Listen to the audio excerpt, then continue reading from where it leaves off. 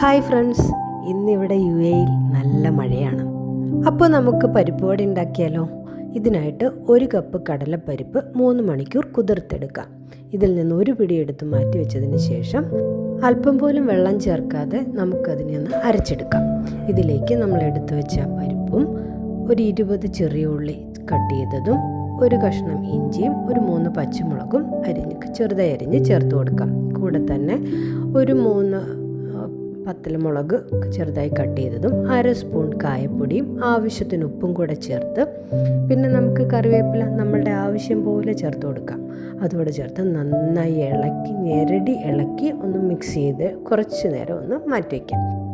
പാനിൽ നമുക്ക് എണ്ണ എടുത്ത് ചൂടാക്കാം.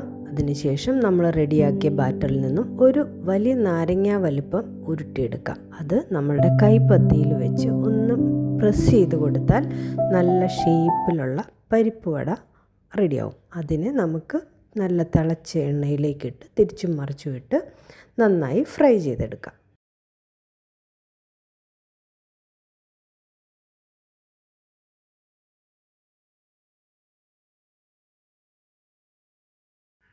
അങ്ങനെ നമ്മുടെ പരിപ്പ് വടയൊക്കെ ഇവിടെ ഇങ്ങനെ റെഡി ആയിക്കൊണ്ടിരിക്കുകയാണ്. അപ്പോൾ എല്ലാവരും വേഗം തന്നെ ഉണ്ടാക്കിക്കോളൂ. ഇത് നമുക്ക് നല്ല ചൂട് കട്ടൻ കാപ്പിയുടെ കൂടെയോ ചായയുടെ കൂടെയോ എങ്ങനെയാണോ നമുക്കിഷ്ടം അങ്ങനെ നമുക്ക് കഴിക്കാം. ഹായ് ഫ്രണ്ട്സ്, ഇന്നിവിടെ UAE നല്ല മഴയാണ്. അപ്പോൾ നമുക്ക് പരിപ്പ് വട ഉണ്ടാക്കിയാലോ? ഇതിനായിട്ട് 1 കപ്പ് കടലപ്പരിപ്പ് 3 മണിക്കൂർ കുതിർത്തെടുക്കാം. ഇതിൽ നിന്ന് ഒരു പിടി എടുത്ത് മാറ്റി വെച്ചതിന് ശേഷം അല്പം പോലും വെള്ളം ചേർക്കാതെ നമുക്കതിനെ ഒന്ന് അരച്ചെടുക്കാം. ഇതിലേക്ക് നമ്മൾ എടുത്തു വെച്ച പരിപ്പും ഒരു 20 ചെറിയ ഉള്ളി കട്ട് ചെയ്തതും ഒരു കഷ്ണം ഇഞ്ചിയും ഒരു 3 പച്ചമുളകും ചെറുതായി അരിഞ്ഞ് ചേർത്ത് കൊടുക്കാം. കൂടെ തന്നെ ഒരു 3 പത്തലമുളക് ചെറുതായി കട്ട് ചെയ്തതും 1/2 സ്പൂൺ കായപ്പൊടിയും ആവശ്യത്തിന് ഉപ്പും കൂടെ ചേർത്ത്, പിന്നെ നമുക്ക് കറിവേപ്പില നമ്മളുടെ ആവശ്യം പോലെ ചേർത്ത് കൊടുക്കാം.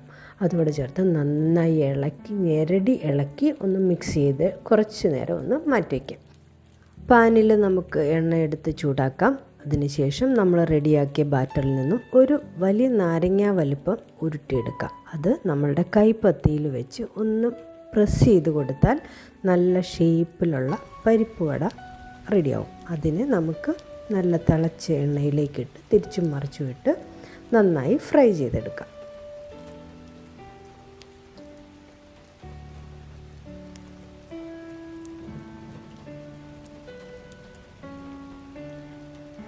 അങ്ങനെ നമ്മുടെ പരിപ്പ് വടയൊക്കെ ഇവിടെ ഇങ്ങനെ റെഡി ആയിക്കോട്ടെ.